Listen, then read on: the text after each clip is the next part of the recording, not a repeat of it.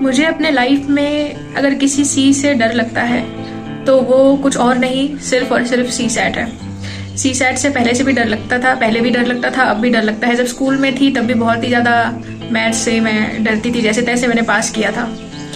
तो अब अगर यूपीएससी क्लियर करना है, यूपीएससी का सपना देखा है, तो यूपीएससी का दिया हुआ हर इम्तिहान को पास करना पड़ेगा। तो उसमें सी सैट भी है, तो सी सैट को भी क्लियर करना होगा, जो कि नाम में सिर्फ नाम से क्वालिफाइंग है। बाकी वो तो क्वालिफाइंग 66.66 लाना बहुत ही ज़्यादा मुश्किल होता है।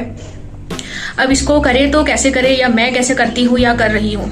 देखो, सी सैट का जो मैथ्स का जो बेसिक डेफिनेशंस है, बेसिक थ्योरी है, बेसिक फार्मूला है, जैसे नंबर सिस्टम का मान लो prime number, composite, rational, irrational, natural number, whole number, ये सब जो डेफिनेशन है, डेसिमल क्या है, ये सब इंटीजर, ये सब जो डेफिनेशन है, थ्योरी है, ये आप पढ़ लो, रट लो, नोट बना लो। उसके बाद क्या करो, जो नंबर सिस्टम है, जहाँ से सबसे ज़्यादा क्वेश्चन आते हैं, किसी भी इंस्टीट्यूट का, किसी भी क्वेश्चन बैंक से नंबर सिस्टम का जो PYQ है लगभग 10 साल का जितना भी है, और उतना निकाल लो, प्रिंट आउट कर लो और उसको बार बार प्रैक्टिस करते रहो। अगर बुक से सोल्यूशन समझ नहीं आ रहा है तो यूट्यूब का सहारा लो। अगर बुक से भी समझ नहीं आ रहा है, यूट्यूब से भी समझ नहीं आ रहा है, तो क्या करो, AI का यूज़ करो और वहाँ पे बार बार बोलो कि सोल्यूशन तुमको कैसा चाहिए।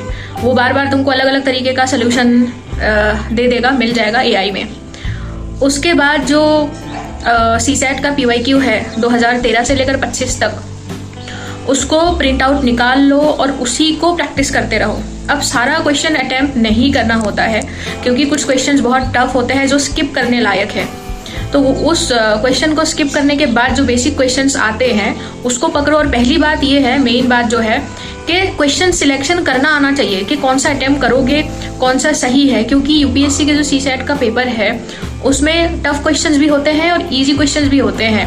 इजी क्वेश्चंस ऐसे होते हैं जहाँ पे कोई थ्योरी, कोई फार्मूला का जरूरत नहीं है, बस नॉर्मल बेसिक कैलकुलेशन से, लॉजिक से, एप्टीट्यूड से वो बन जाता है। तो पेपर देख के पहले, यूपीएससी का PYQ का पेपर देख के पहले क्वेश्चन सिलेक्शन करना सीखो। उसके बाद प्रैक्टिस करो। PYQ के अलावा तुम्हें कुछ भी करने की जरूरत नहीं है। ठीक है, थैंक यू।